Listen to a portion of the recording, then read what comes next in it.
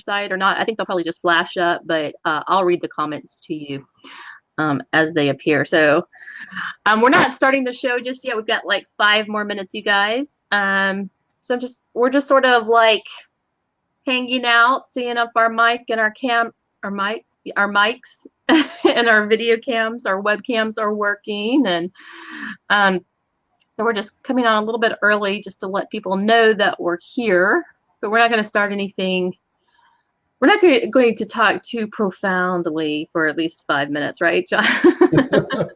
We'll talk about silly things. Yeah.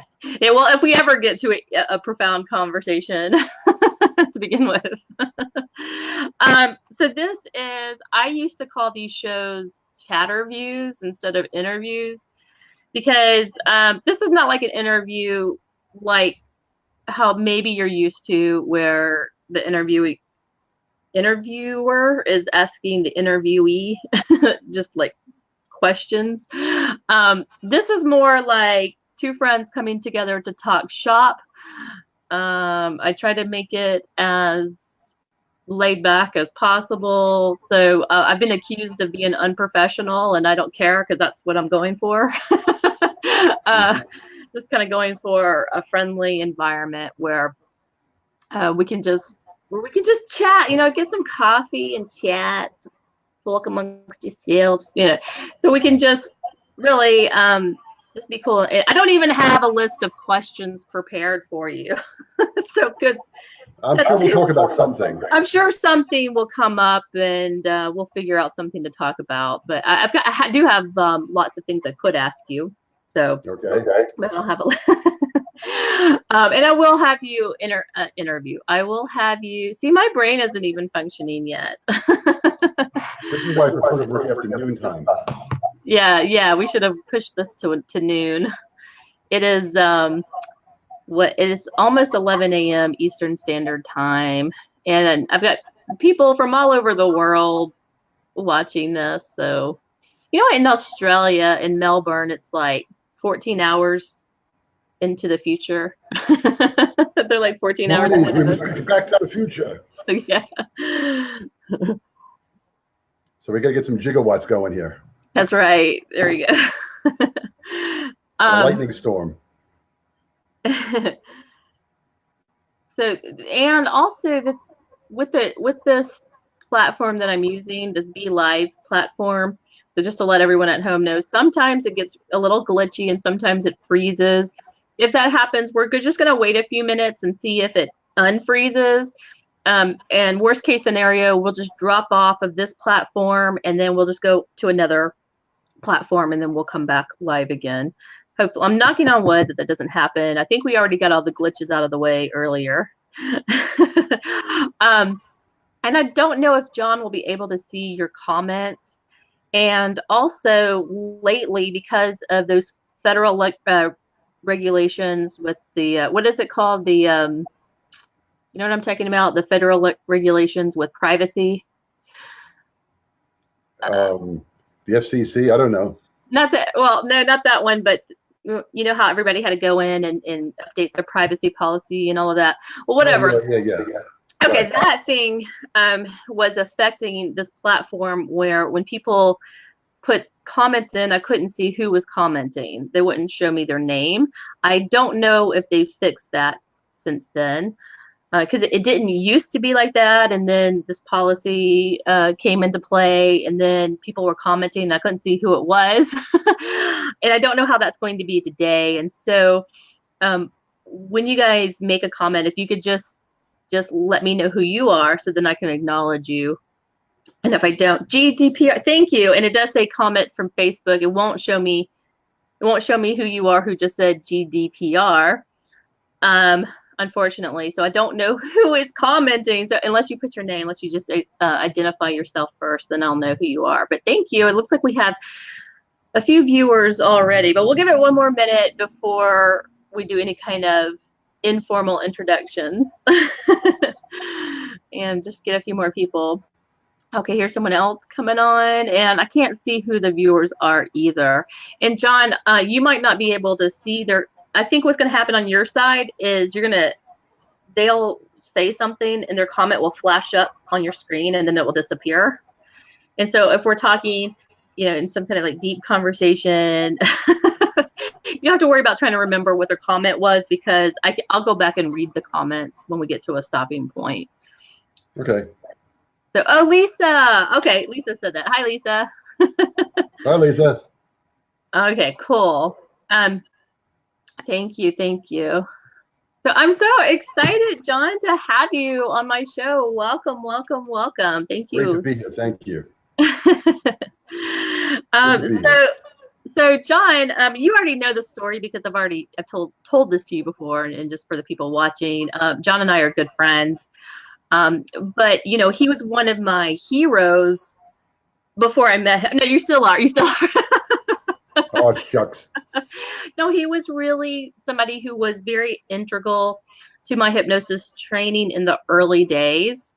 And he doesn't even know what he did for me, but he was huge in really helping with my success early on, because I bought his Speed Trance DVD, which, and in that DVD, he teaches how to do like instant inductions, right? And he had, how many inductions do you have now? Like, he's invented like 5,000 inductions or something. Not quite 5,000, up to 87 actually. So 87. Okay, so just 87. That's all I'm up to. 87. Just 87. And this video was probably like 10 years ago or something. Well, it depends which one you have. If you have the 2.0, it's a few years ago. No. That's the blue one. If you have the one with the flames on it, the original, it's like 12 or 13 years ago. Okay, I have the original. So that was like 12 or 13 years ago. That's a collector's item. We don't make that one anymore. Good. So I'm going to bring it to the next conference so you can autograph it for me. That's good. I'd be happy to do that. Sure. And it had John Cerbone, it had Richard Dongard, and you just like did a really excellent job of explaining how to do these instant inductions, which I had never done before. And really what you were teaching us was street hypnosis with your several different ways of doing an induction. And I don't know how many inductions you did on that particular video, but it was enough for me to learn. And so what ends up happening is, so at this time, I'm just, I'm a newbie. I'm a clinical hypnotherapist. I'm not a stage hypnotist. I'm not a street hypnotist by any stretch of the imagination. But what happens is I learn how to do this street hypnosis. And I have a friend who owned a karaoke company, and he would go around to different bars with this karaoke company. And we were talking one day, and he said, yeah, you want to come and do a hypnosis show at the back of the bar, like when we do the karaoke? And I was like, yeah, sure. And this will just be kind of a fun thing. And I was like, I'm not really a stage hypnotist, but I'll do a show. I never learned any kind of, I never took any stage hypnosis type of shows. Okay. Classes. Okay. At this time. And this was like, I'm just going to do this for fun and whatever. And so we start doing, so I do it. I do the show. And before the show, it's like some of his buddies, his girlfriends, and I'm like, okay, I've never done this. Y'all just play along. Just do whatever I say. Okay. So it was really like I don't know how this is going to go. You just act like you're doing whatever I tell you to do. Now, but I'm doing what, John has instructed from the videos, and everything's going great on stage. But I'm like, okay, these people are acting. What happens though is that people in the audience start to become hypnotized. Good stuff. And yeah, I wasn't like prepared for that, but I was so amazed by that. And then after the show, I kept hypnotizing people just like in the back of the bar, and it was the people who had watched the show. And I was just doing all of this like street hypnosis, the speed trance stuff on them, and I was getting them stuck to their bar stools and stuck to making them speak like they're aliens and all of that wonderful stuff. They were so amazed. I had a group of people around me just watching me work with different people in the bar, and I would just take different people and just do an induction on them. And I was like, wow, I'm really a hypnotist. And that was the first time that I really felt like a hypnotist, not like a relaxonist. Okay. But I really felt, and it really was like, you know, it kind of gave me that when people see it, they believe it, you know, that you've set the expectation for them and they're ready to enter into that phenomenon with you. And that really just was like a light bulb that just sort of went off in my head. From there, I got lots of requests for clinical hypnotherapy. So my calendar was full for, you know, months afterwards, people wanting to quit smoking and lose weight and all that, just because they saw me do this stuff in the bar. So it was a phenomenal experience. And I would have never been able to have done that without you, John. So what do you think of that? Thank you. I'm very, very honored that you told that story. I'm very proud of you. But, you know, it's interesting because I met Richard Mangard at a convention. I said to him, you have to come and see my class. You're going to be totally blown away. And since I know him now, when he recants that story, he said, who is that guy to tell me I'd be totally blown away? Until I went into the classroom and I was totally blown away. And within a month, I was on a plane going to Kansas, working in cowboy bars. You want to talk about a lack of rapport. Here I am, some guy from New York, walking into a place where people are packing sidearms everywhere you look, you know? And basically, I'm in there just with a video camera, and Richard's holding a camera at a light, and so this lady that was with him is holding a light and whatever it was and writing down people's names. And the next thing, I'm in another bar the next night hypnotizing people with pinball machines and loud music and the rest of it, and still making it work. And somehow that became a DVD with all these inductions I designed. Awesome. And, it was meant to be. I got into the speed inductions because at the hypnosis conferences I used to go to, that stuff was considered like insider information, proprietary to old guys and old women, you know, that were like, you'd ask about, like, what was that fasting you did? Oh, that's only for special people, blah, blah, blah. And they wouldn't show you anything in most of them. You know, they would not tell you a lot of stuff. So I just made my own stuff. I just decided on the way home from this convention in New England, I was driving towards Mystic, Connecticut, and I had my mystical moment as I was approaching the exit because I got detoured onto I-95 going south. And I pulled into this convenience store, this gas station convenience store. And on the back of a Wendy's napkin from the hamburger chain, I wrote down, it was on the seat next to me, I wrote down, do this, do this, do this. And I tried it two or 3 days later on a client in my home here. And she just keeled over with this big grin on her face. And I went, ooh, you know. Then it took me 9 months to come up with the second one. I called that one my baby because it was like having a baby. It took 9 months to cook up the second one. Oh, okay.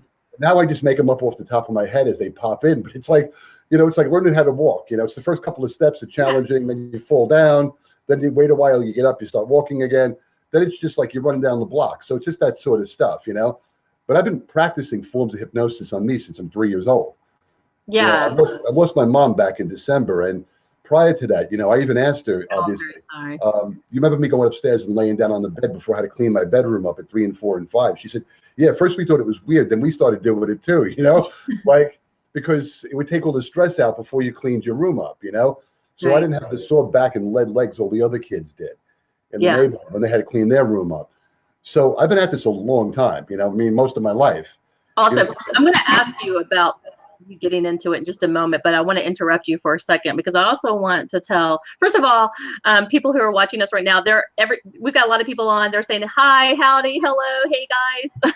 So just want to acknowledge them, that we see you and thank you for commenting, and please remember to add your name to it so we can see who it is that's commenting, because it's a different kind of platform over here. I can't see who's commenting. Thank you guys for the love. But what I want to say before we get into your background is also John is the most genuine and kindest and most authentic person that you'll ever meet. I remember, so after all of that success that I had, you were like, oh, John Cerbone, to me. And so I just thought that, I remember at that time just thinking that, you know, hypnotists of that level were just so above everybody else, and they probably wouldn't even give someone like me the time of day, right? A newbie. And you were sort of like this celebrity in my mind. You still are. But went on to Hypnothoughts live. Okay. Or not live. That's the thing. Conference. Went to the Hypnothoughts platform. The board. The board. I went to the Hypnothoughts board. And you happened to be there one night at the same time I was on. And this was when they were first testing out their chat, a chat form, like where you could chat live. I don't know if they still have that, but at one time they were testing it out and you could chat live with people. Yeah, I think it was actually briefly lived. Okay. And I was like, oh, there's John Cerbone. And I was like, should I message him? Yes. Okay. So I was like, hi, John. Thank you for your wonderful self. And I just think I thanked you for your work and whatever. And then to my surprise, you like wrote me right back. You're like, oh, you're more than welcome. And I'm so happy that you received value from it and blah, blah. And we sort of started up a conversation from there. But I was like, I remember being really impressed that, you talked to the little guys. Well, my whole thing is about upgrading this profession. And if you don't talk to everybody across the board, older people, younger people, I remember for a while, there was this, I don't know if it's still in existence, there was this teenage hypnosis organization. It was founded by a young guy from Australia and another guy from South Africa. But I talked to everybody. As a matter of fact, I was on their board of directors at one point. I was on this teenage board of directors thing, which is pretty funny. But if we're not doing everything we can to pull each other up, then what are we doing? What is this about?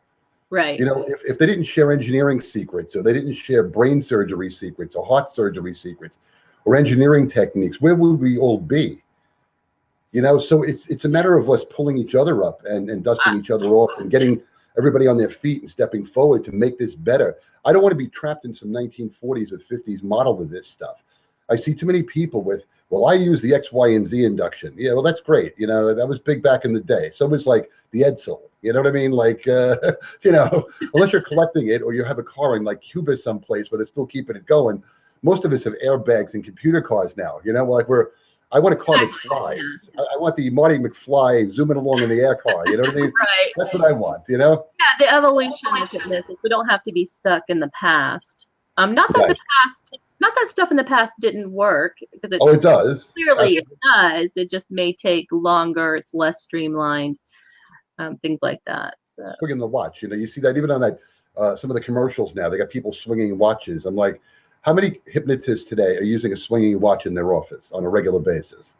Yeah, I have one. I don't use it on a regular basis, but I'll use it for my teenage clients because they think it's cool. And I have used it on a few adult clients who requested it. Well, there's a few I've smacked in the head with it too. Let's not go there, But that's a joke. I've never smacked anybody in the head. But obviously it's not needed, right? So yeah. Yeah, no. I mean, if I can put somebody out in a fraction of a second, then why am I swinging a watch for a half hour, 20 minutes, or 15 minutes, or anything? Right. I mean, granted, I still use verbal inductions if I'm making a recording, because they can't do this in their face on a recording. Yeah. Until I can figure out how to do that in their face, or this in their face, or some other hand gesture that I make, in their face, then I have to do something verbal on a recording. But basically, there's no need to be spending a week and a half. That's like when I'm teaching the speed trance classes. It's called speed trance. It's not called week and a half trance. Right. Exactly. You know what I'm saying? Get them out.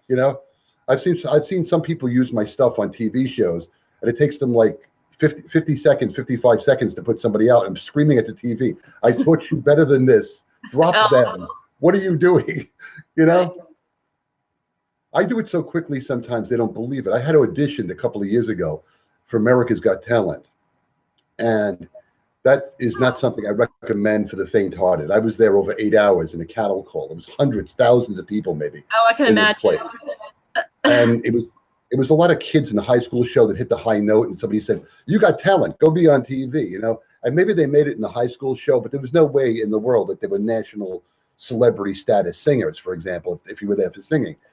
So I put out this woman really, really quick, and I told her purse weighed 10,000 pounds, and there was boulders in it, and she couldn't lift her purse off the floor. And it was somebody I had to bring with me, because they don't provide you with people to hypnotize.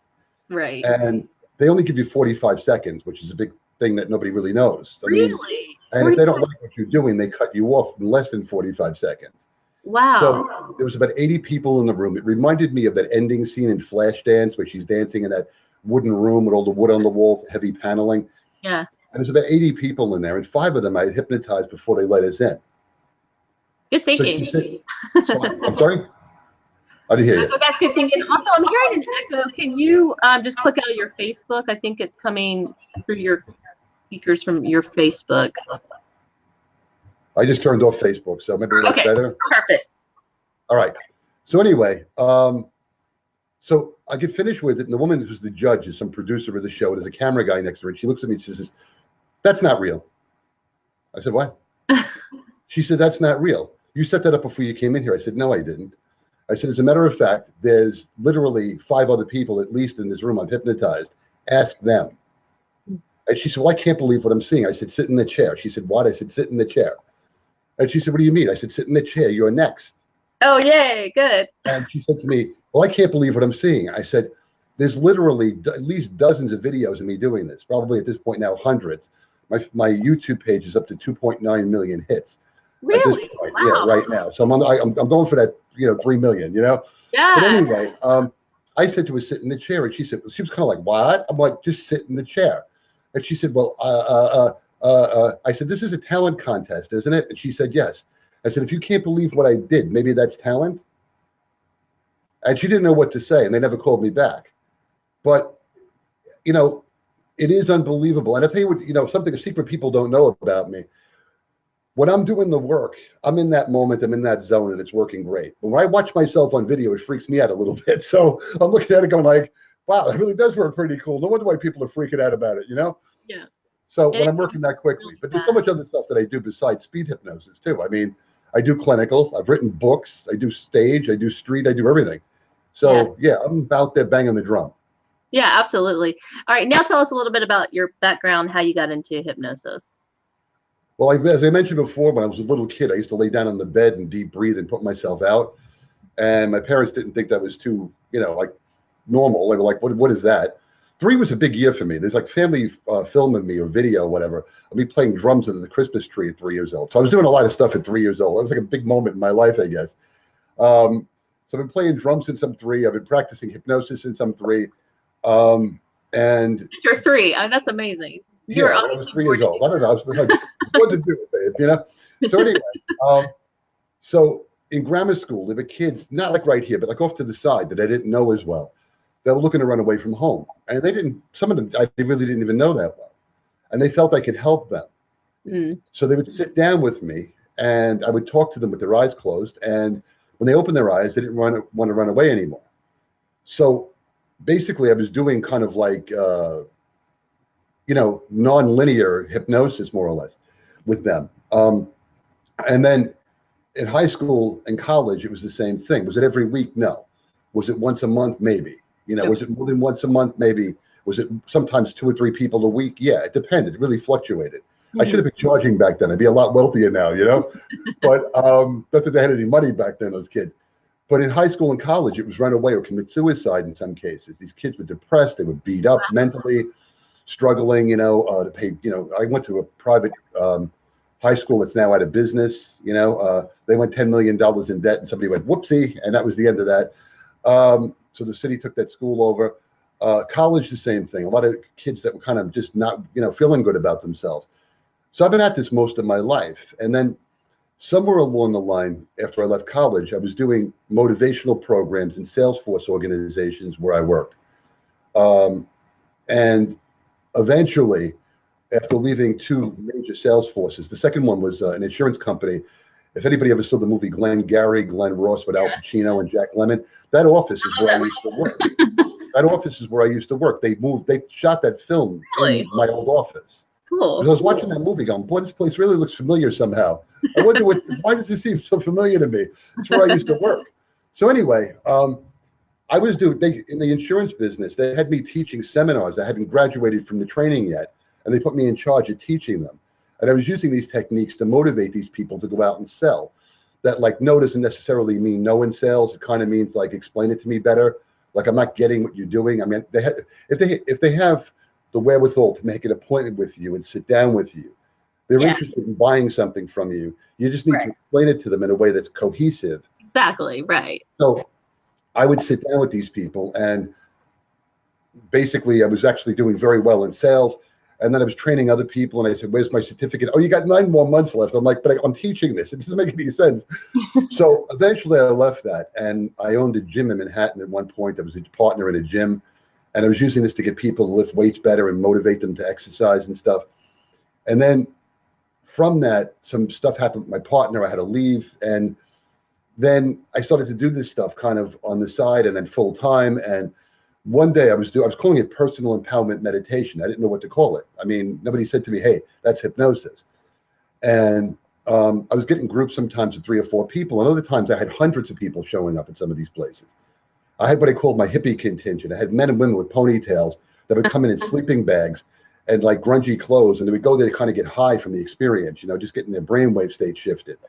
Right. And there were times when I have Melissa Tears got into this.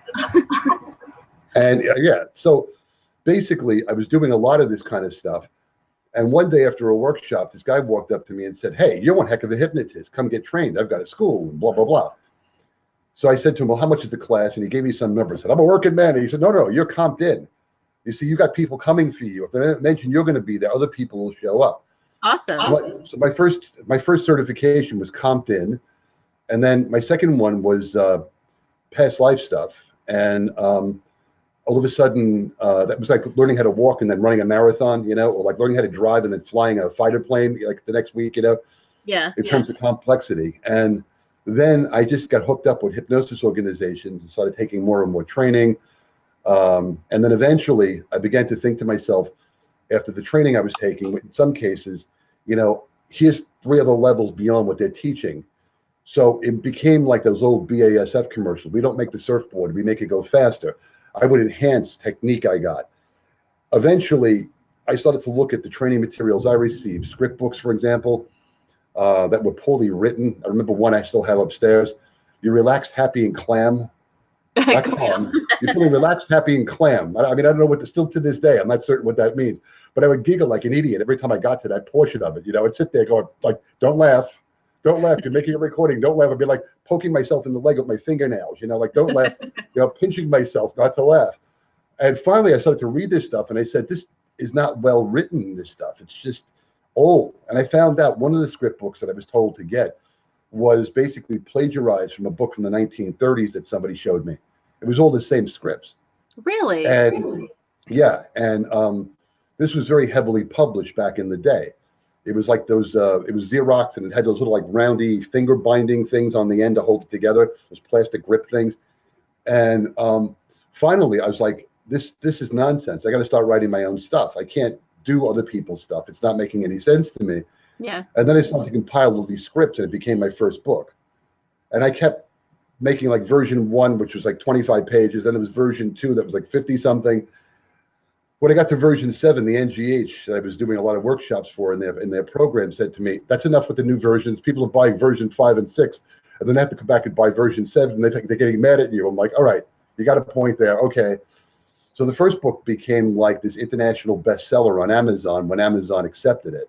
Wow. And then and my first 2 script books were the top selling hypnosis books on Amazon at various points in the world at some point. So that was pretty cool, I thought, that I was a best-selling author all of a sudden. Not that writing a book makes you wealthy. If that was the case, I could have like a giant hypnotic palace here. But in the meantime, it's pretty good for what it is. But the point of the matter is that I've continually taken things to the next level. I became friends years before he passed away with Orman McGill, who was one of the finest, nicest people. Yeah. Tell me about your relationship with Orman McGill. I think that's really cool. Orman, I met at the NGH convention, and he was this nice, light, not very tall man, really, really a sweetheart of a human being. And after just a couple of minutes, he looked at me and he said to me, "You're a future me." I said, "What do you mean?" He said to me, "We don't look anything like each other." He said, "But you're exactly on the same wavelength I am." He said, "You're looking to take all of the stuff that exists right now to a new level and bring it up." And he said, "It's good to know that someday when I'm not here anymore," which I just felt like, oh my God, he's not going to be here someday. But, that happens to all of us, I guess, sooner or later. But he said, someday when I'm not here, I'll be happy in the knowledge that you're taking this to a new level, the way I spent my entire career taking this to a new level. And I was like, this what kind a fantastic compliment coming from Ormond McGill. I mean, you must have just been blown away, because he's always also someone who's like, speaking to him initially. So then we became like friends, and he used to have this typewriter, but like he would sit there and type things, and like some of the letters, like the top of the letter wouldn't like appear on the page when he typed it. Okay. So like it was this quirky, partially broken typewriter. And once in a while, back in the day, I used to call him up on like this. You dial at the time before we had like all this cell phone, everything is free nationally stuff. I used to call him on like a dial-in computer thing where it was like 2 cents a minute or something. And he always got nervous. Like I was calling California from New York. Oh, you're spending a lot of money. I'm like, no, I'm really not. Like 2 cents a minute. I could spend $3 or $4 and spend some time with you. It's not a big deal. But I love that.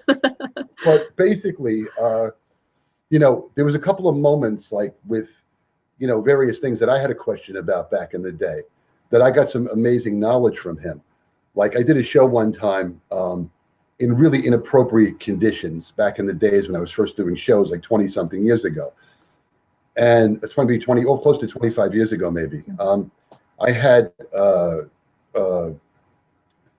show where like I did it on the stage one day at a county fair, and it was great. It was insane. It was just an amazing show. I lost a few people because it was in the sun. It was August, and it was like a trailer that opened up like a toaster oven does. Mm-hmm. And it was like putting people inside a toaster oven. If they were baking up there, the temperature in the show must have been 120 degrees minimum. I was soaked in my underwear and socks with perspiration. I was drenched. So the next day, they put me on particle board in a field next to a small little fence, a wire fence, and a guy calling pig races, Billy, Steph, and I'm doing this during the induction, crazy stuff. And I managed out of 12 people to keep 2 males and the 10 females I lost. They all left. And I was really upset. I was really bummed. Well, I couldn't out-scream this guy's PA system, but I kept people. And I said to Ormond, I called him up. I'm like, I'm really upset. He said, what happened? Tell me. I said, I only kept 2 people. And he said to me, so you kept 2 people. You kept at least 1, right? And I said, yeah. Did the audience applaud? I said, yes.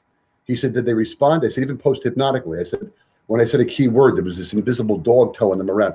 One guy was a grandfather. He had his grandson in his lap. He had to put the kid on the ground before the dog towed him around. And he said, did you get paid? I said, yeah. He said, you had a hit show. What are you worried about? Not that it got off. So like I had wisdom from him. I love that. Experience, like you mentioned earlier, collateral hypnosis is a term I came up with.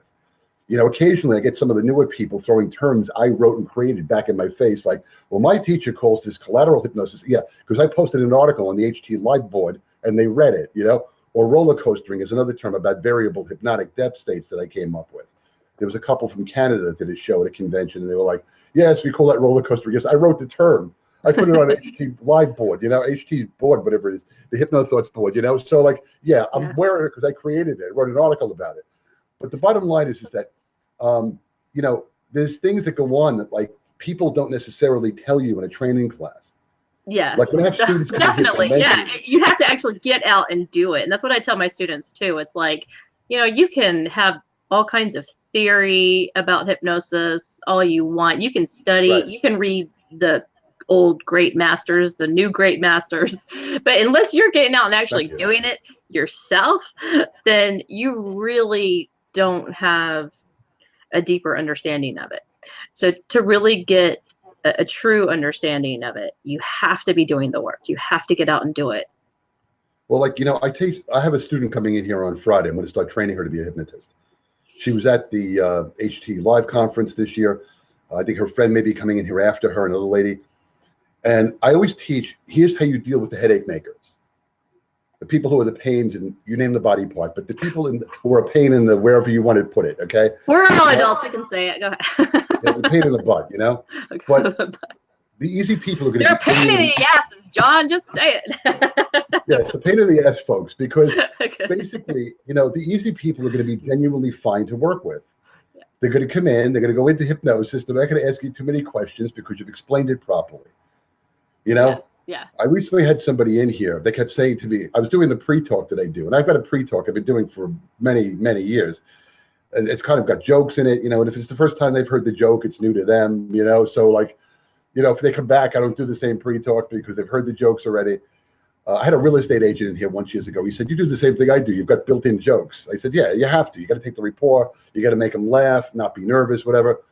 But, you know, she kept doing this question.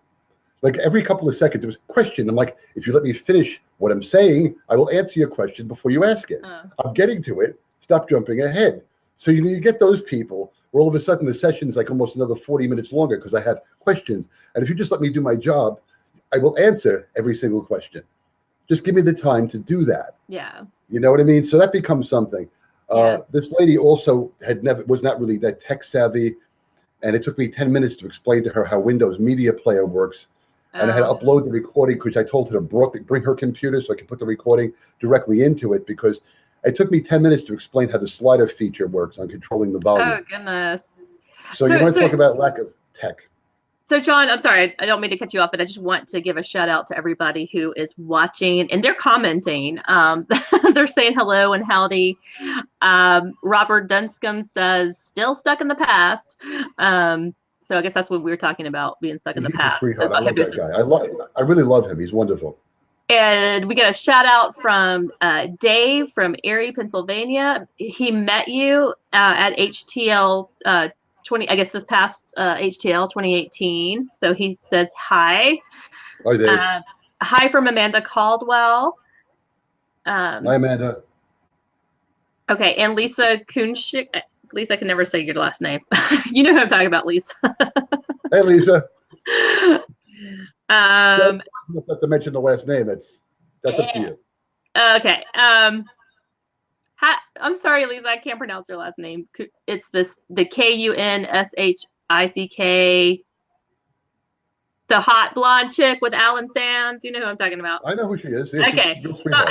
Sorry for butcher. I don't like to say names that I can't pronounce because I'm just butchering your name, and I don't want to disrespect anybody.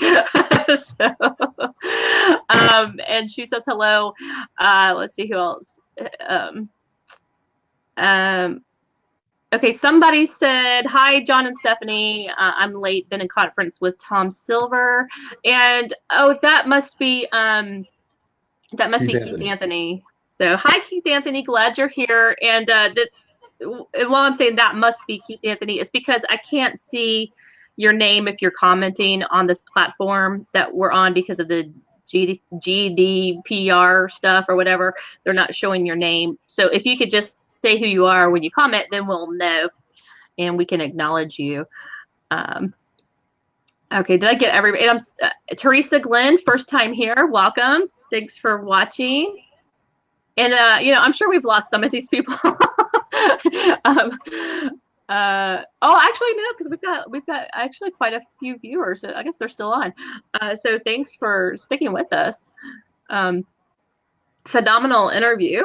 And again, not interview. This is just let me just reiterate that this is not a formal interview. This is just chatting with old friends. It's just talking shop with people. And if it comes across as professional, then I deeply apologize because it was never meant to be professional. It's just meant to be fun. And hopefully you guys will learn something and just have the chance to interact with us.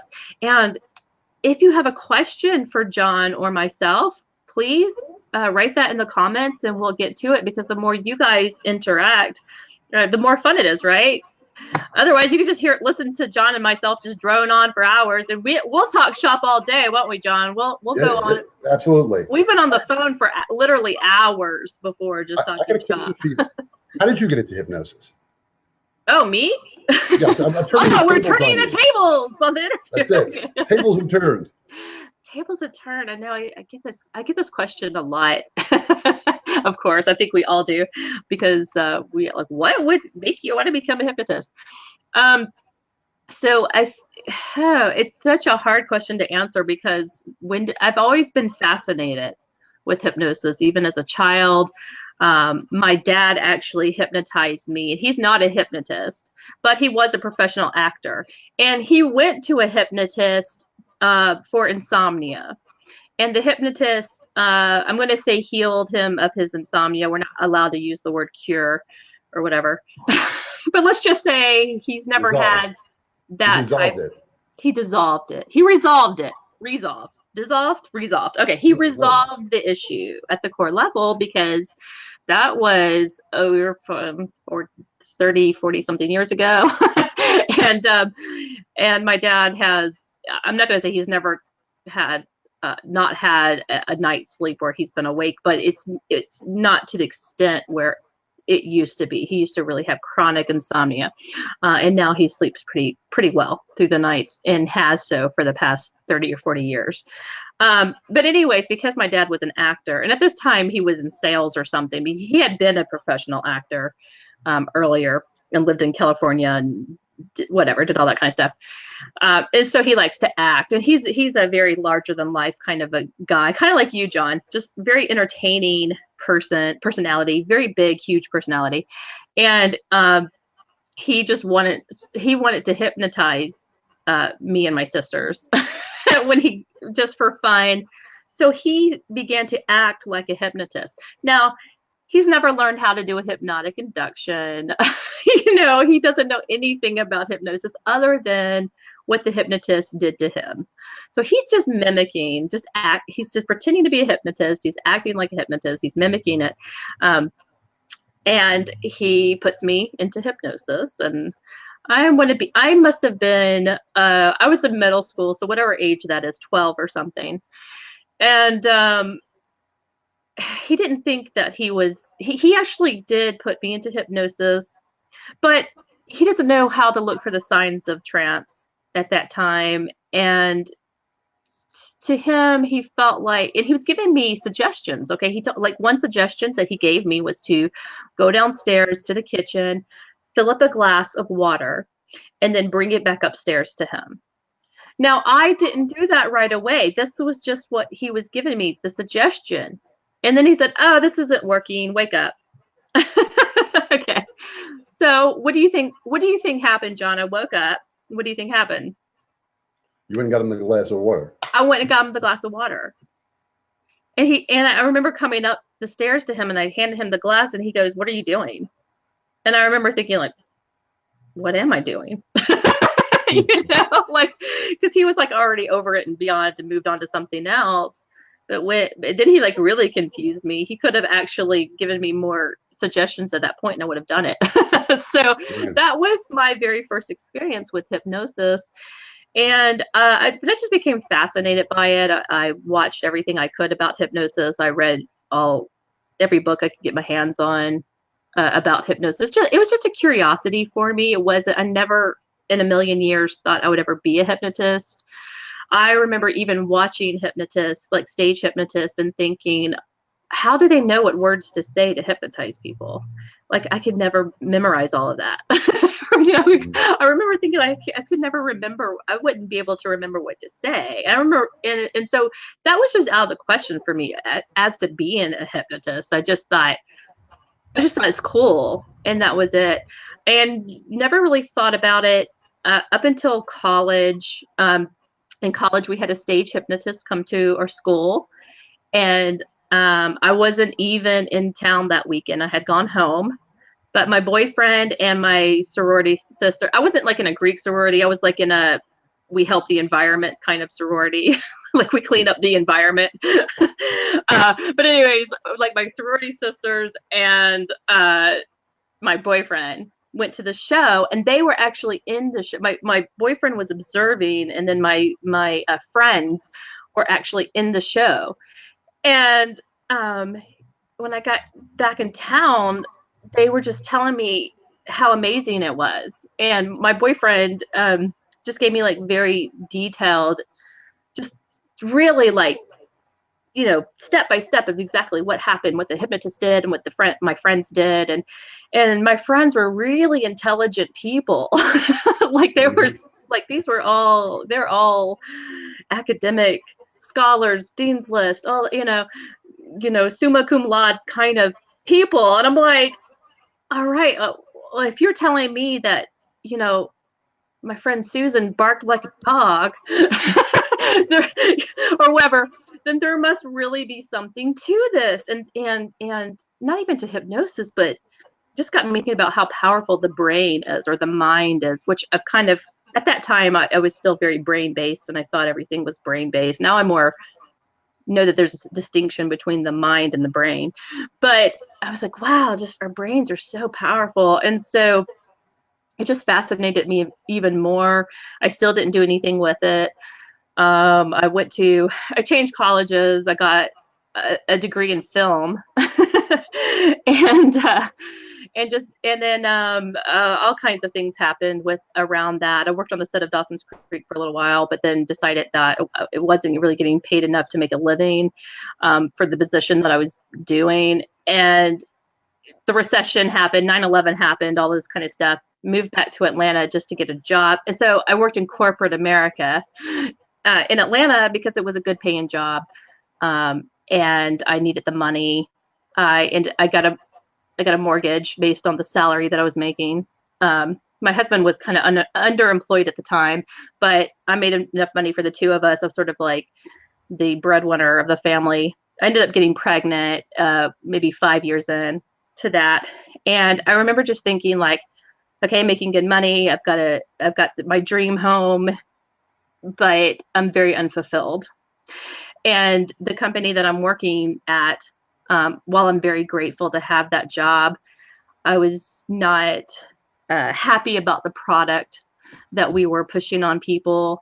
I felt like we were kind of scamming them in a way. And I couldn't really do anything about that unless I wanted to lose my job.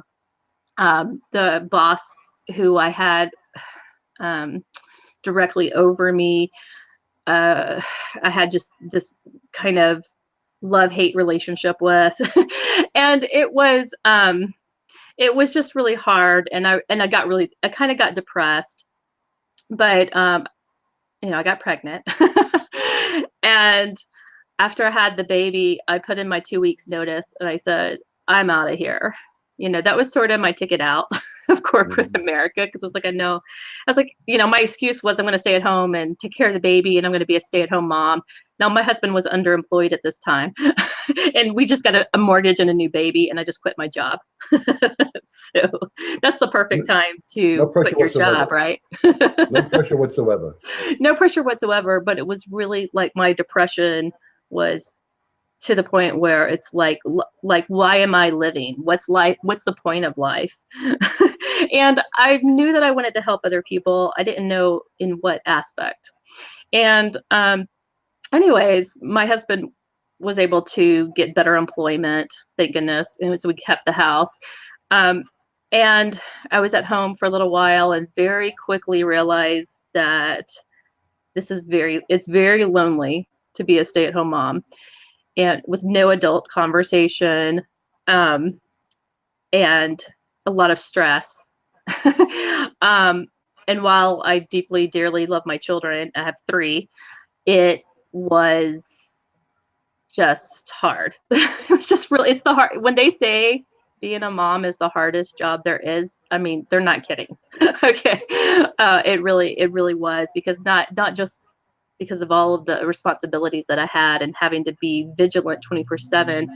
It was just also, I needed the intellectual stimulation of another adult, which I didn't have at the time. And my husband, even though he got better employment, we still needed more money coming in. So I was like, okay, definitely have to do some work from home. And I started off life coaching and kind of got into life coaching for a little bit just so I could see people at Starbucks and help them.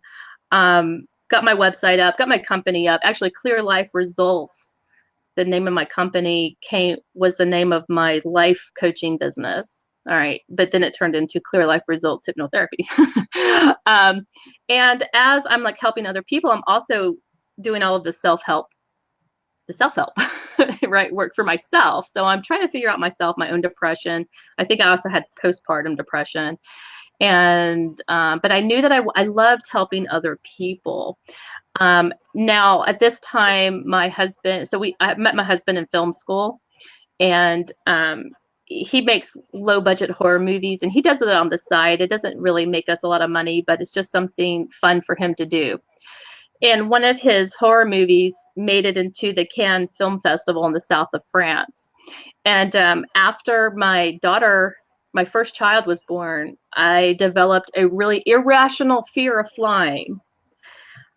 I don't know how that happened, because before she was born, I flew everywhere. I flew all over the world. I've been to several different countries. And after my daughter was born, I was terrified of flying. It's terrified. And so that's when I thought, okay, I need to, I have to go to France. I have to walk the red carpet, not only as the director's wife, but also as a producer on the film. This is a once in a lifetime opportunity.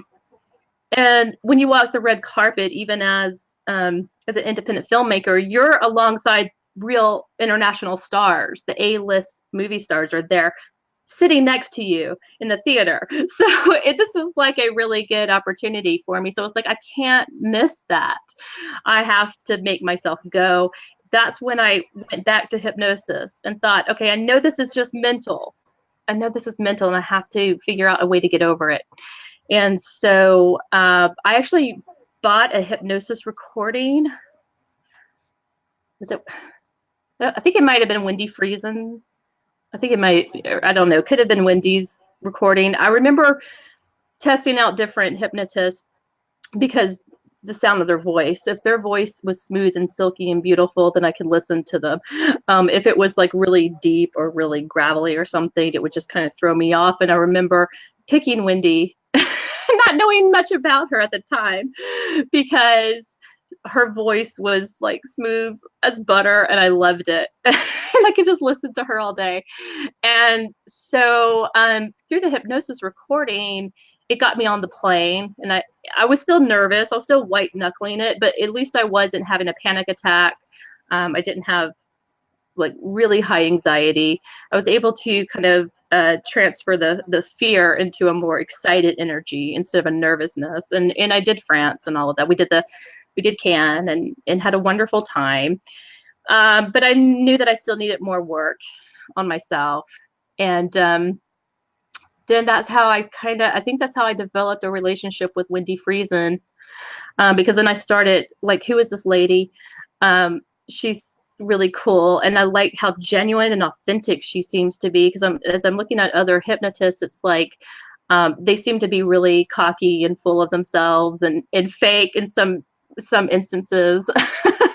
And I didn't really like that energy, but I really liked this woman who was very authentic. She was obviously herself. So I started learning from Wendy Friesen. She was my first mentor, and I went through her school of hypnosis, and then she's the one that encouraged me to start a clinical practice, because I had no, I really didn't want, I just didn't think I would do that. I just was doing this for fun and just as something to do to stimulate my mind while I was at home. And then I started incorporating the hypnosis into my life coaching business. And then very quickly, the life coaching turned into a hypnosis practice.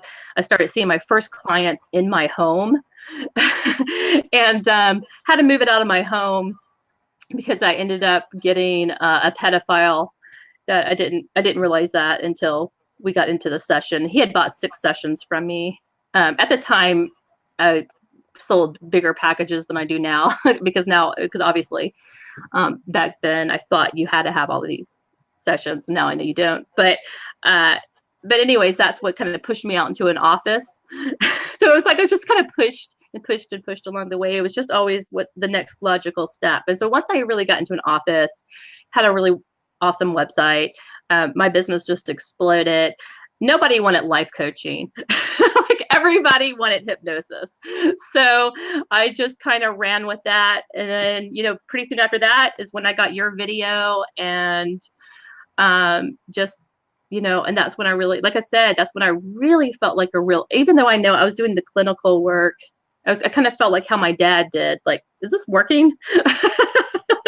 Like I didn't feel like I didn't know if it was working or not until months later when I would get, a testimonial or something. I'd be like, oh, wow, I got a testimonial for that smoking cessation. I thought I totally screwed that one up. Like, Well, you know. you don't always get the feedback immediately. Like I'm Right. sometimes at the mall, I'm looking at a shirt in the store window, and somebody comes up from behind me and grabs me by the shoulders. Now I'm a New Yorker, so my first reaction is punch first, find out where they're grabbing you second, you know? Right. But it's like I turn around and it's a guy like twice my size. I love you, man. I'm like, really? Yeah, you did me a couple of years ago. No, sir, I hypnotized you a couple of years ago. They haven't printed that quantity of money yet, but not that there's anything wrong with that, but you know, you enjoy yourself. So I get feedback in strange ways from people. Like this lady that was here a couple of days ago was driven here by some other woman whose sister had come here, and this woman had driven her sister here. So this woman is like the designated driver for hypnosis sessions, apparently. She's like, you know, somebody needs a hypnosis session, she'll drive right to my house with their friend and drop them off, you know, because I work out of my home over here. Around here where I am, even like doctor and lawyer offices are converted homes. There's not a lot of infrastructure around here. There's strip malls and not a lot of office buildings or office space anywhere, unless you want to be near the train station, which is like, you know, take a deep breath, relax, you know, in your ear when the person's going into trance. Not always the best possible thing. But it's funny how life or divinity or however you see that seems to just take us like, you know, chess pieces or something and go, no, you're going over here. You're going to be a hypnotist. No, Absolutely. no, you're going over here. You have I forgot. I left that very crucial part out of my story, was that at some point I just kind of went inward, kind of meditated on it. I said a little prayer or put a little intention that I wanted to help people in some way and also really enjoy my job. And I remember even saying, I don't care, just praying to God, the universe, whatever is out there.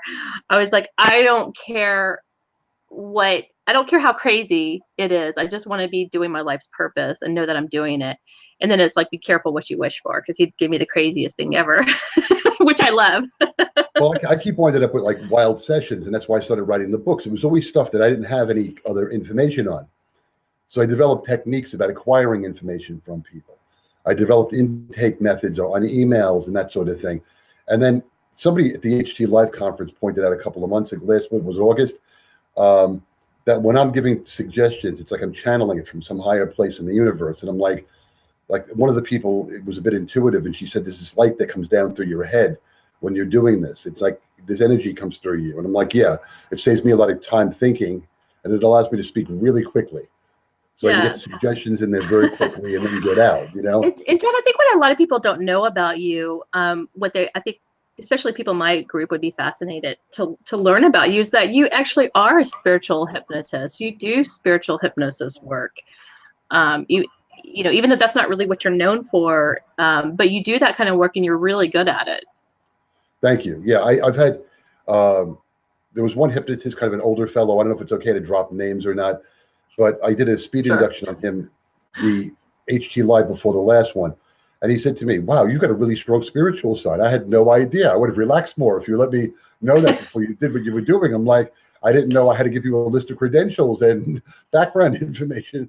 Because you don't really market yourself. You don't market yourself that way, but you're very highly spiritual.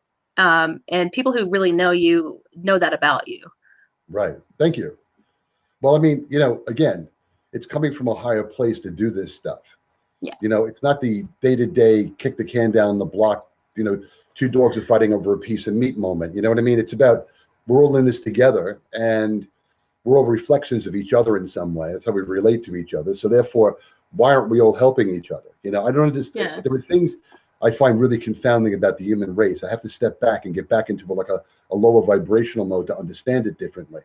But I can't understand why people attack each other and go after each other, even in like professional situations. You know, like I've had some hypnotists that criticize others. I don't believe in that kind of nonsense. You know, my main thing is get in there and do what you got to do. Let's all elevate this together. You know, I've had people for my clinical work. I've had people for my speed inductions. I've had people for my stage work just copy things I'm doing. They don't give me credit for it, you know. Yeah, I'd like if I created it, give me credit for it. I'm still breathing, walking the earth. You know, after I'm dead, who cares? You know, but I mean, in the meanwhile, that's what Scott Sandlin was talking about in his address at HTLs. You give people the credit for the work that you're doing. You know, you can teach it, but don't say this is yours. You invented it. You made it up. Give the people the credit for it. I've had people teach my inductions at conferences that I'm at without asking me. I mean, if they would just say the John Cerbone induction. Yeah, but They make they've a world actually of a been on difference. opposite me when I'm actually teaching something similar. I'm like, like you could go to that person or you could come to the person who created it, just say it, Yeah. like that doesn't sit well in my head sometimes. So that's some of the stuff that's the little bumps in the road that get to me, on a daily basis. But, basically the idea with the clinical stuff is, it's very spiritual stuff because, it occurred to me a while back, and I think it's in my third book. Power Hypnosis, the Future of Clinical Sessions, or whatever I called it. Everybody's telling themselves a story. Like you were saying, you were afraid of flying. No, you weren't. You were afraid of sudden, unexpected bad landings is what you were afraid of. You were not afraid I was of afraid flying. of dying. I was afraid of dying, and it was a control issue for me, which, by the way, I'm a very confident flyer now, thanks to hypnosis. I continued with the hypnosis until... I hypnotize nervous flyers on the plane next to me. I do that now, too. I've had to use covert technique on people when the seats are too small and they're elbowing the hell out of my rib cage and there's no extra seats on the plane to move to. I've had to do that a couple of times because it was that or just play squeezy go sleepy around the neck with somebody. You know what I mean? So I'm gonna tell you what I did. This is gonna sound really bad, but it's not. I got permission. The guy next to me, flying one day, he was like super nervous. Only with turbulence. He wasn't a nervous flyer. It was just turbulence was making him really scared. And I said, hi, I'm Stephanie Conkle. I'm a hypnotist. Do you mind if I hypnotize you so that you can feel comfortable through this turbulence? And he said, yeah, sure. And then I said, okay, would it be okay if I used something that would be a little bit more adult? And he was like, yeah, sure. Okay, fantastic. And so what I did was I anchored in that feeling of turbulence into a wonderful erotic orgasmic feeling so that every time he felt the plane, I got permission, and I don't always do that, but this guy was really enjoying it. So every time we hit turbulence, he was just like, he was just like smiling. He must have been really disappointed when it landed. Had a wonderful flight. Say that again.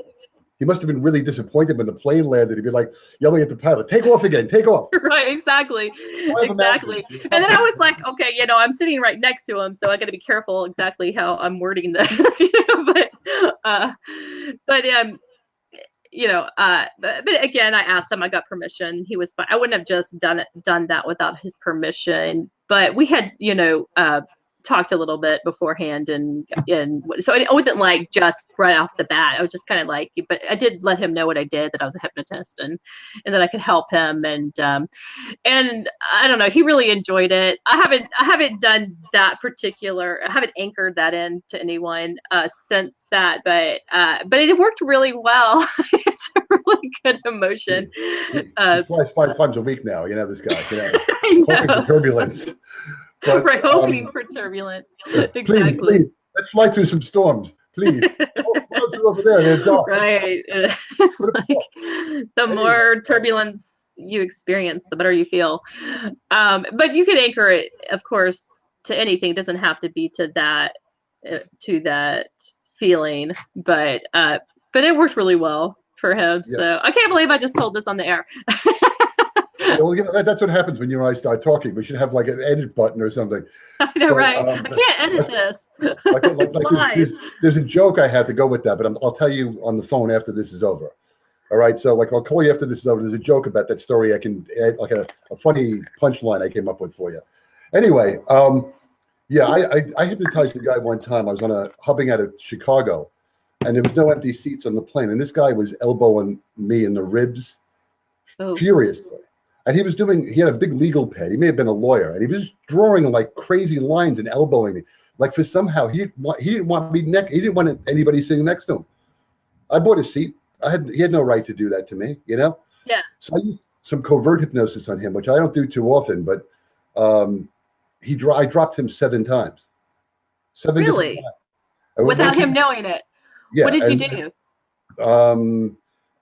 It would be hard to explain on the air verbally, but it was more like a Vulcan mind meld type of thing. I was kind of in his head a little bit, but every time I said sleep in my mind, he kind of dropped down, and what woke him up was the Gabby flight crew and turbulence. Otherwise, He dropped everything he had in his lap. He dropped a book on the floor. He dropped a legal pad. He dropped his pen. He was drooling all over So himself. you're doing telepathic hypnosis. Yeah, well, that's something we don't talk about too much. I don't talk about too much, but yes, that does work. But no, I want to talk about it whenever you're. Let's hear the end of the story first, but I want to talk about telepathy and hypnosis. Drooling down the front of his shirt. And every time I saw him drooling, or every time he dropped, I'd giggle like this little kid, like, you know, it's the funniest joke I ever heard. I'd be just sitting there in my mind going, but I mean, what was they going to do? Was they going to like get into a fight with this guy or start martial arts blocking his elbow from coming in? Or was they going to pop him in the head or call a flight attendant? There was no other seat on the plane. What was they going to do with this guy? You know, I've run into some, you know, there was, you know, this is funny. I ran into a guy. He had an older man. He had a very thick Scottish accent sitting next to me, you know, and we hit turbulence. And I was thinking of Scotty on Star Trek. The plane can't take much more of this. I was going to ask him to say that, and I figured that probably wouldn't be funny to him, but I just thought that was hysterical, you know. Right. But he was a very nice older man. I was on a flight. I was going out to the Emmy Award parties about 5 or 6 years ago out in L.A., and there was this elderly man who came and sat next to me, and he said to me, I had a cardiac workup yesterday. I said, you're not supposed to fly for like 3 months after that. I'm going to Hawaii. I don't care. Blah, blah, blah. He was going to change planes in California. And his wife was sitting next to him. And then he told me he was really sick to his stomach, and he was leaning over my lap, and I was pushing him back towards his wife. I'm like, at least you know her. If you're going to throw up on somebody, go do it over there. Get away from me. Right. Like, here's a barf bag, sir, you know. And he passed out. And they took his blood pressure in flight, which, if you know anything about planes, they're pressurized cabins. The blood pressure cuff doesn't work in a plane that's pressurized. Mm-hmm. So his blood pressure was like nothing. And we had to make an emergency landing. Oh, goodness. Like Chicago. And they fried the dashboard. But my favorite plane story, I was still married back then, and she was a really nervous flyer. I mean, really, really bad, like white knuckle time. And, you know, of course, you know, being married at the time, I was like, you know, hey, I think, you know, Shatner, you know, in the Twilight Zone, I'm like, there's a man on the wing. I see a man on the wing. I think he's trying to destroy the plane, you know. And she's like, oh, no. I thought it was hysterical. So anyway. Wait, and you're divorced now? What? Yeah, anyway, just as well. So anyway, we were coming back from Florida to New York, and a storm hit, and there was just so much snow, and every time we tried to land, the wings would ice up, and they couldn't clear the runway fast enough. And this is it's now AirTran, but back then it was Value Jet, and this is before they had that major Value Jet crash in Florida. Yeah. So the pilot comes on and says the dumbest thing I've ever heard a pilot say. He said, I got good news and I got bad news. The good news is we're going to Pittsburgh. I thought to myself, that's the good news. You know, I mean, I've been to Pittsburgh. It's a very lovely city. But I mean, still, you know, where is it going from here? And he said, the bad news is we have 45 minutes of fuel and a half-hour's flight time to Pittsburgh. So now husbands and wives are screaming at each other. I didn't want to come on this flight. You know, we're going to get killed. And oh, no, that sounds terrible. Like some Neil Young song, you know, bullwhips cracking, you know, like it was like this horrible thing, you know. Like going up down the aisle probably should have been happening. It was like horrible things. So she's squeezing my fingers like she's going to break my knuckles, you know. And I said to myself, I got to do something for this plane load of people.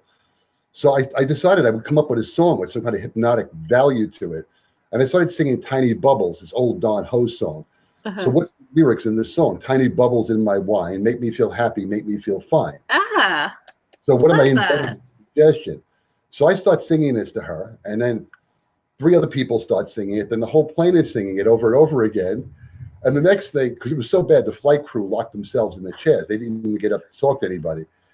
And the next thing, well, guys, I got one, and they start singing Bottles of Beer on the Wall. And all of a sudden, we're all like back in high school or grammar school on a bus trip. And it took 12 and a half hours to get back. We landed in Pittsburgh. They started fueling the plane. And the sound of the gasoline going into the wings where the tanks are starts freaking everybody out. And I convinced the pilot to let people get off the plane. Oh, it's only an emergency lighting in there. And I said, these people are freaking out. And I've been keeping them quiet for you for like hours now. You got to do something about this. And he let us go into the terminal. Remember, there was a gate down there. It was an open Burger King right outside there. People are in there eating, enjoying themselves. And we had emergency lighting in bathrooms. That's as best as we had. And it took us 12 and a half hours to get back to New York, and then plus a cab ride. So, Oh my goodness. yeah, Wow. that's hypnosis in action. Like, I was driving a client home. I don't do that. Well, thank goodness you were there to help all those people. Right. I was driving a client home one night. I don't do that too often, but she didn't have a car and it was late. I didn't want to put her on buses and trains around here. And I saw something in front of me that didn't quite make sense. And I left her in the car and I went up there and there was a car accident. There was a family, a husband and a wife. The wife is 7.5 months pregnant and a little girl in the back seat. Some guy coming home from a holiday party was stoned out of his mind and drove off the exit. It was a single lane. He went door to door with a guy coming off the exit, crashed into him, blew through a red light and smashed into this family. Oh. And he was like 5 car lengths down to the right on this other intersecting street. So the people, I'm looking at these people and it's like they're seeing this. They're getting out of their cars, but it's like Night of the Living Dead. They're like zombie walking. So I figured they're in hypnosis because they're seeing something that overloaded their mind. So I figured, what's a hypnotist to do, right? Right. So there was a guy with a red shirt, and I had left my cell phone in the car like 150 yards this way. And I said to him, "You, red shirt, like you never watched Star Trek, the guys with the red shirts are the ones that go over the hill, you never see them again." Mm-hmm. It's like Kirk and Spock and I go over this hill. Right. I look at that way. Ramirez, you go over that hill, and you never see, they turn into salt or something, you know? Right. You never see them again. So bottom line is that I started to use the covert stuff with them because I said to the guy, "Red shirt, I said, what happened here? That guy in that car crashed into these people." I said, "Run down there and take a picture with your cell phone of the license plate." He said, "Okay." And he runs down there. And there was this older lady, and I said, "You pick up the little girl in your arms," because the car was on the verge of being on fire, by the way. There was steam and smoke and stuff coming out from under the hood. Oh my goodness. So she picks up the little girl, and she's holding her little girl. She's bouncing her, and she stops crying. And I got the guy out of the car. He was pinned a little bit behind the steering wheel. And the wife said, "I'm 7.5 months pregnant, and I've been in a car accident." And I said, "I had nothing to do with you getting pregnant, ma'am." And then she laughed. So I just turned the whole thing around. So then I said to the red shirt when he came back, I said, "Call the police." "Well, why can't you call the police?" I said, "My car is all the way over there."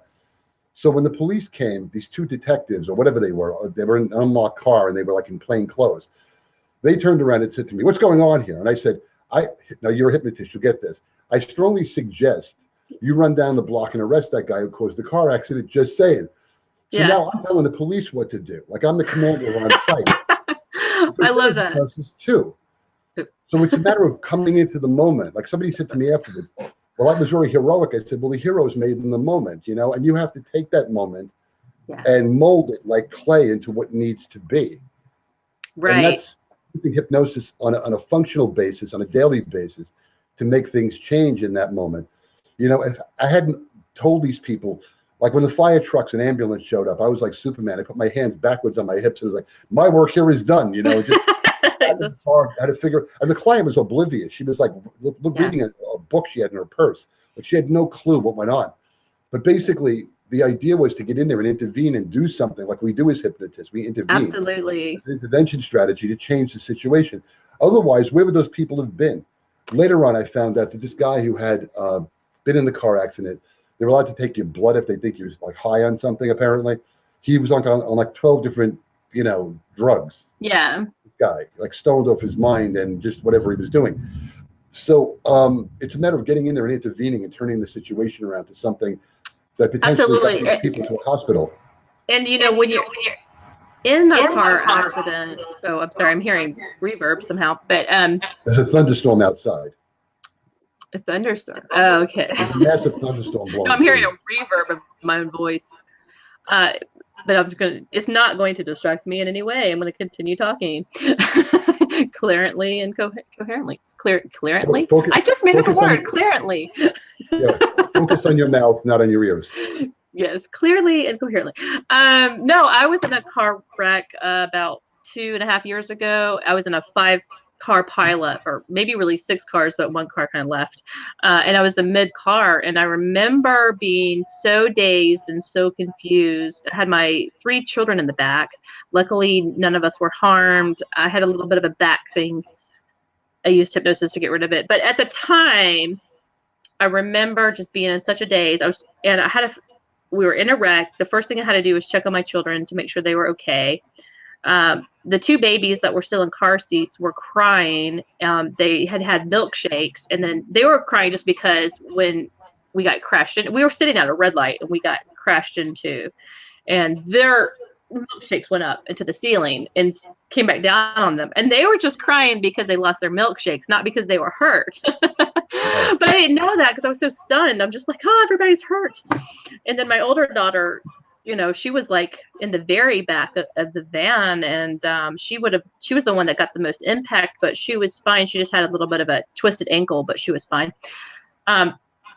I remember I had to find my cell phone because it flew onto the floorboard, and I found it, and I'm like, all right, I've got to call 911. And I could not do it. I literally could not call 911 because there was already a number pressed into the keypad, and I didn't know how to delete that number to type in 911. And I was literally like, I don't know how to get help, you know, and just being in that dazed and confused state, I was in a traumatic shock state. But you were disassociated at the moment. You couldn't function. Completely dissociated. Then all the paramedics came, and the police officer came. They took the kids out of the car, and they put them in the middle of the median. And this was, you know, on a highway. And my kids were just running around the median, and the cop is asking me all kinds of questions. I'm still in this dazed and confused state. I'm trying to think what to do. I'm like, all right, I know the first thing I'm supposed to do is call my lawyer. Now I'm gonna like figure out how to do that. All right, I don't even know what the kids are doing. Luckily, a woman who might have just been my guardian angel came and stayed with my children. Like, she saw the wreck happen. She was in her office building across the street. She came over to help the children. I didn't even know this. She told me later that the little one, who was probably 3 at the time, had run out into the street. I had no idea. She went and got her and brought her back to the medium and stayed with my children, watched over them while I was just, you know, dazed and confused and a mess and everything. And it took a while before, I think we were all in the ambulance when I finally came to and was like, all right, we're okay now, we're safe. But at that time, anybody could have told me anything and I would have done it, because I needed direction at that time. I was so dissociated. I just tell me what to do. That would be the safest thing for me to do. So if you're with somebody who's been in a car wreck, if you can be on the scene with them. Now, some people are actually bleeding and dying. But with hypnosis, not even just with hypnosis, but if you just give them words of comfort, like, you're going to be okay, hang in there. I mean, that's enough just to stop the bleeding. That's enough to give them hope to hang on so that they can get to the hospital. Just your very words. And if you kind of say it in an authoritarian way, they're going to take that in for sure, because they're in shock. So whatever you want to tell them, you're fine. You know, it's not that bad. You're going to be okay, whatever. And until they get to the hospital, wherever they need to be. Well, you just froze for a second on me there, but I mean, I think I got the gist of what you were saying. The main thing is to step in, intervene, and do what you have to do. You know, they say don't move anybody out of a car accident, but I saw it look like smoke and flame possibly under the hood of that car. Before that thing blew up and went on fire, the main thing is to do is get the people out of the fiery car. So there's a guardrail. Just get the people to safety first. Yeah, for sure. There's a guardrail by the house, and I kind of sat the husband and wife on the guardrail, and I had the older lady bouncing the baby, and she was like, "How am I doing?" I said, "She's not crying. You're doing very well. Keep bouncing her up and down." The little girl must have been about 2 years old or something. So yeah, you have to intervene, but just to have that direction from you, like I could have used that at the time, you know, just to have direction for somebody who knows what's going on, who's calm and rational in the moment, to tell you what to do. I mean, that just does wonders. That just helps so much. Well, that's what I teach my clients: be bigger than the moment around you. You know, if you ever saw those old monster movies when we were kids, you know, Godzilla. Either you're going to be Godzilla or you're going to be Tokyo. We've been Tokyo too many times. It's time to be Godzilla. It's time to be bigger than the moment and transcend the limitations of what's going on around you. So, yeah, that's a good portion of what it takes is to rise above what's going on, you know? I see you just typed that down. That's nice. That's cute. I like that. Yes, everybody should make a note of that. Write that down. Be bigger than the moment around you. Well, when you think about yourself in your best moments, that's what you're doing. We're all heroes, and we're all afraid to admit that. We're all thinking, well, we're this big, we're just capable of amazing, great stuff. I remember like years ago, I went down to this fire walking school in Texas, and Richard Nongard was there, and there was a class, and I got off the plane and I walked in there, and he said, Nongard says to me, "Come up here and put your hand through this piece of wood." And I'm like, "You people have been here like 3 or 4 days learning how to do this. I just walked. You're a hypnotist. Mind over matter. You can do anything." I said, "You're right. I did that. And there's video of me doing it on my YouTube page. Bang, right through." They go over here and press this arrow against the base of your throat and break it against the wall. I'm like, "You realize I talk for a living?" "Well, everybody here did it." I'm like, "All right, fine. Bang. Okay, what else?" "Well, now take your shoes off and walk on broken glass." I said, "Really?" "Yeah, I just did it earlier. It's wonderful." I said, "You can do it. I can do it. Mind over matter." I said, "Sure." I just walked on the broken glass. And that night, I walked on 1,200-degree hot coals. And I was down there to do a show. I did a comedy hypnosis show. I had Richard with me up on stage and the rest of it. And it worked. But I mean, it's a matter of what limitations are you coming from? Yeah. Once you walk on broken glass, or once, you're jumping up and down on hot coals, running across, whatever. Because the first time I did that, it was 30 or 35 feet long. Yeah. The following year I was down there, it was maybe 10 or 15 feet long. So it's intimidating when you've got something that length. I'm just glad that there was grass around afterwards, because it had rained the night before. And, the grass was cool and a little wet. I was like, just in case. That's always nice to have. All right. That. But, basically, it is mind over matter, all of this stuff, like I recall, you wouldn't know it now, but like I remember like having to speak in public when I was in grammar school or in high school, and like I was a little nervous, my knees were knocking. I gave a speech one time. I was running for some political office, which I didn't win in high school because it was kind of rigged. I mean, there was a certain clique of people who counted the votes. Nobody else was allowed to see the votes, including the administrators the administrators were counting the votes. So they kind of picked who they wanted to be, the student council president or whatever it was. But I remember giving that speech and like not knowing what came out of my mouth, although I got a standing ovation. So it must have been something good. But I went totally disassociative there. And then, before my school went out of business, they hired me to come in and do a comedy hypnosis show. And the theater was like, it was called Freshman Appreciation Day.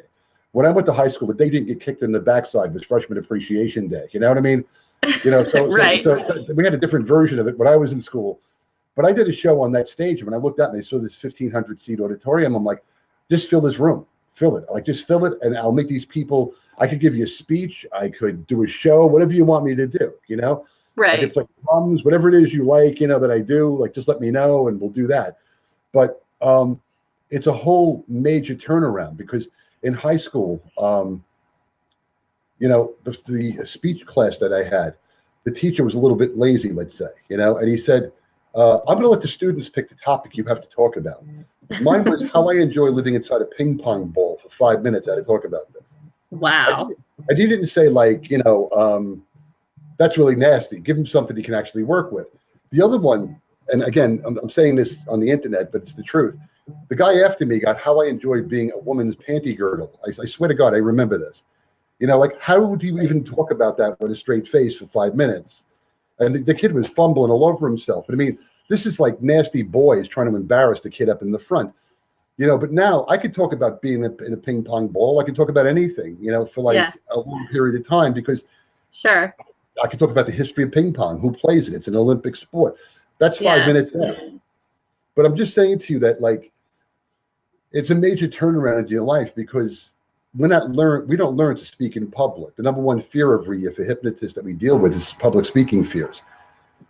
Death, I think, came in 4th or 5th this year. So people would rather be dead than talk in public. Right, exactly. To do what we're doing right now. Some people would rather be dead than do this. Right. Think about it, So it gets to a point, but it's a matter of reframing this stuff in a way that's going to work. So you take what's not working, you put it in a box where it does work, or you take what's a seed and then make it grow into a tree. It's a matter of making this stuff work for the individuals that we deal with. Absolutely. And it's amazing how much you can turn your life around. Like, I've had some people who are not educated about hypnosis will say weird things about it. I remember my mother years ago used to say, how many thousands and thousands of people have you helped with hypnosis whose lives have been turned around? We're actually doing miraculous stuff a lot of times. We're always the last line of defense too. I remember a woman who came in here to see me one time. She had tried everything to quit smoking: patches, pills, gums. I feel like Dr. Evil in the next word, laser beams, staples. She took staples in her neck, some kind of staples in her neck, similar to acupuncture, and had neural damage from it, and walked in here and put out three cigarettes on my front walk before she came in here. Not always a promise that the person's going to quit smoking if they come up to the front door smoking. You know what I mean? Right. But the bottom line is that she never picked up a cigarette again. Her father was a famous eye surgeon. I helped him play a better golf game with a session I did. He eventually retired, and then eventually passed away. But for years, he took brochures of mine and put them on his table in his office, and was sending people here left and right, because if his daughter had tried everything else, couldn't quit smoking, he came in here and finished in one shot. And I get a lot of that feedback years later. I had a guy in a parking lot. My mother had been sick. I had got her some soup at the supermarket. I mean, that kind of makes sense. Soup at a supermarket. Anyway, and I'm coming back and I hear John. Well, everybody's John. I keep walking, Right. Yeah, everybody's John. Yeah, he yells at hypnotist, and I'm like, where? Oh, me. He's talking about me, It took me a second, And he said, you don't know who I am, right? And I said, no. And he said, I'm so-and-so. The last time I saw you, you came to my house. I was over 600 pounds. And now about 2.5 years later, I'm 300 pounds. All right. That's awesome. His joke was, I'm half the man I used to be because of you. That was his joke in my mind. I love that. But, he said to me, you didn't even recognize me. And I gave him the usual party line. I'm like, with the shows I do, I can meet 1,000 people a month or more sometimes, So I can't remember everybody's name. I'm not great with names. I remember faces better a lot of times. But, it's a major shift in, I think stay-at-home moms don't get the recognition they deserve. It's one of the hardest jobs out there. Somebody sent a nice compliment to you. Do you see that on your screen, or am I getting that online? Yes, absolutely. Thank you. And also somebody called me a very naughty girl. Okay, well, that goes without saying. Anyway, the reality is, we're doing stuff like, I've had psychiatrists and psychologists and psychotherapists and psychoanalysts and psychiatric nurses come in here. That when they really want change, they come and find a hypnotist. Yeah. So we're doing miraculous work, and we're kind of the unsung heroes a lot of times. Right. And it's weird that you have people walk up to you in restaurants and like, I love you, man, or you probably get like, I love you, lady. Somebody walks up to you, and it takes you a second to realize who they are and what they're pointing in your face about. They're not always the most, I don't know if it's everywhere in the world, but in New York, we're not always polite. I don't know if anybody's ever heard that before. You're not. I don't want to start a rumor, No way. You can. But, people are more in your face, and we're a lot more blunt around here than necessarily to get, No, but actually, what it really is you guys just say it like it is. Okay. Yeah, you're it's not that you're not polite. You're just very blunt, and you just say what you're thinking, and you're you're more direct. Okay. Which I really appreciate, because down south where I live, people are so sickly sweet and nice to your face. But bless your heart, They bless really mean, that means you're an idiot. For I know. I think that's so much worse than just tell me how it is. If you don't like me, tell me to my face. I'd rather know directly than just refrain from spitting on my shoes. Thank you very much. Right. But there's so much more we haven't even scratched the surface of in this profession. I think there's so much more that we need to be doing. There's so absolutely, much yes. I agree. Not so many years ago, nobody knew what street hypnosis was. A lot of the DVDs I produced back in the day kind of pioneered a lot of that stuff. Yeah. The idea of all these different sessions that I've written, if people buy all 4 of my books, that puts you in a place where there's over 230 something private sessions that I've written and published. I've seen in this profession at times what I call Daffy Duck syndrome. Mine. That needs to come to an abrupt halt. That has to be like landing on an aircraft carrier with a jet, which suddenly just stops. Yeah. We need to be sharing. I've seen workshops where somebody's teaching and they're not teaching what they're supposed to be talking about. And that gets disturbing. It's like, put the content in there. If you're not sharing this stuff, then we're not taking this to the next place. And that's something that, as I've said before earlier in this interview, or Chatterview, or whatever you're calling it. Chatterview. Yeah. So, but, John, we're almost, time is almost up. Right at 12:30, I'm probably going to stop so you can get lunch and we can let people go, because we've been on for more than an hour and a half at this point. But I just want to go ahead and thank you right now for showing up, for being my guest, for being the awesome, amazing person you are, for helping so many of us. I just really genuinely appreciate you. And I thank you so much for your time. I would like to maybe have another interview with you talking about the more spiritual stuff. And I'm especially interested and fascinated by telepathy and hypnosis. And this might not be the group to do it in. I may have to do it in one of the more spiritual groups, or one of the more woo-woo groups. I'll see. I'll pull my people and see what they want. But would you be willing to come back on another time and talk about the sure. Hypnotic telepathy? Yeah, sure. This is I just breezed through this with you. I know. We could do a whole series like this. We could do like hours and hours and hours. Like, I could do 8 hours talking to you. Just potty breaks and drinking water. Keep going. I mean, exactly. He's wondering. This is not beer. It's just a giant glass of water. All I drink pretty much nowadays. A little orange juice. I distill my own water. I make my own water. In water, and once in a while, you're based near Atlanta. I drink a Coke once in a while. I mean, I don't drink anything else. Just basically. Hey, you called it a Coke, yeah?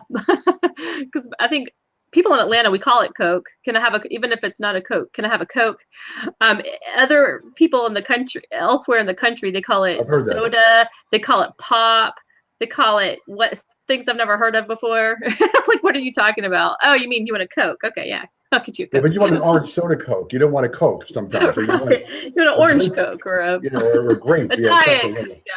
Dr. Pepper Coke. Yeah. Well, but no, we tend to call the thing by its name than what it is. Like one time somebody said they wanted a pop or a fizzy or something, and I was just like, it took me, I had no idea what they were talking about. I'm like, what are you saying? Pop? You want to pop something? I don't have any bubble wrap. I don't know what you're talking about. That's the Midwest, they say that. But you got to give that company. You got to give that company credit because they've marketed so well that everything's a Coke. I mean, we should market half as well as that. I'd be happy with half as well. That's right. They have I know a lot more about Coke than I need to know about. My father-in-law works for them, but I can't say what I know online. But yeah, but they are very great at marketing. That's for sure. And thank you to all my guests who came on. Keith Anthony is saying he has a woo-woo group. So we could always talk about this kind of stuff over in his group as well, which is neat. I've actually been doing a lot of experimenting with telepathy and hypnosis lately, just because I'm fascinated by it. I love things that stretch the mind and stretch the imagination. And I believe that so many more things are possible than we can even imagine. And it's just the people who go out and experiment with it and try it out. Like, you'll never know unless you try. Maybe it is just all a bunch of garbage, but how do I know until I try it for myself, right? As a mother, you got to know, like when your kids are feeling sick, sometimes from a distance. I've heard mothers say that all the time, that they connected to their kids that way. Or if something's not right, they'll know to go in the backyard and see what's going on with the kids. So yeah, it's about being connected with your intuition. Right. Absolutely. Sure. So we're a lot more doing that than we think we are. Yeah, definitely. All right. Well, so thank you again for showing up. Thank you. I love everybody in this group. And John, just to let you know about my group, I have like the most fabulous people in my group. So we were talking about earlier, there's other hypnotists that kind of like steal from other people, rip people off, and they're like really they have like really huge egos. They borrow a lot. They borrow a lot. Okay, none of them are in my group.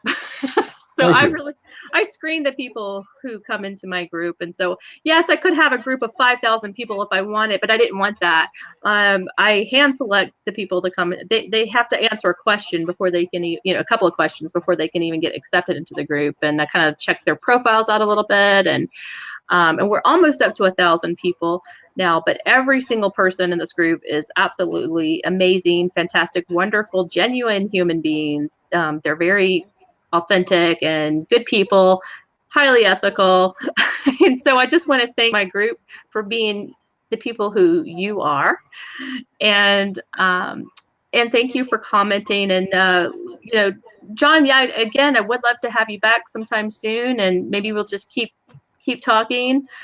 And let me just read these. Contact me. They can find me via my website. You can find me at worldfamoushypnotist.com or hypnosisstageshow.com. It brings you to the same place. So hypnosisstageshow.com, even though I do all the clinical too, that's just the web designer said, oh, that'll work, you know, so I put that in there. But if you need to contact me about anything or want to see anything that I've released or written or the product that I have or instant downloads, please take a look, because this is how I pay my bills. And I want to bring your hypnosis practice or whatever you're doing in your life to the next level. And I want to thank you, because your heart's in the right place and you're out there banging the drum the way I am. And you're doing everything you possibly can to elevate, as much as I know you that you do this stuff. I mean, so I want to thank you. And you know, being the person who set this thing up, I would imagine somebody gives you a quick thank you and then disconnects. I'm not doing that. You really, really deserve some kudos and appreciation and respect for the work that you're doing as well. And I do honor that, and I do respect you very, very much. And thank you for your friendship and your kindness and your connection with me, and for this interview, or chatterview, or whatever you're calling it. Chatterview, whatever, hanging out, talking shop. Well, thank you so much. Thank you for your kind words, and I value our friendship as well. You're just an amazing person, an amazing friend, amazing hypnotist. And well, I'll see you again here soon. Let me read this last comment. Let's see. Oh, somebody had okay, sorry, that was for me. Thank you. Somebody had an incredible session using the PS protocol combined with a little timeline and a little parts therapy. Love the protocol. Thank you so much. I appreciate that. I appreciate the shout out for that. And somebody is, and I'm sorry I can't see your name. This is the way this is set up on this platform. I can't see names because of the GDPR stuff, but so somebody is saying, hi, Stephanie and John, good to see you both. Thank you again for watching. And someone else says very enjoyable. All right, fantastic. And so my intention is to bring you more shows like this with quality people and hypnotists who are skilled, like John Cerbone over here. All right, signing out now. I love you all, and stay tuned. We'll be here again soon. Bye. Bye.